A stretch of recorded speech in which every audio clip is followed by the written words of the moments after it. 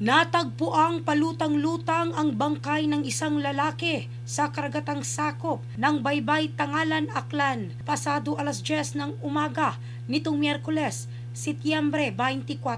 Ayon sa pulisya, isang construction worker ang unang nakakita sa katawan ng biktima. Sa inisyal na investigasyon, walang nakitang palatandaan ng foul play. Kinilala ang biktima na si Mikey, 41 anyos, residente ng Numancia, Aklan at isang PWD. Gayunpaman, may hinala ang ina ng biktima na posibleng may nang trip o nanakit sa kanyang anak bago ito natagpuang patay.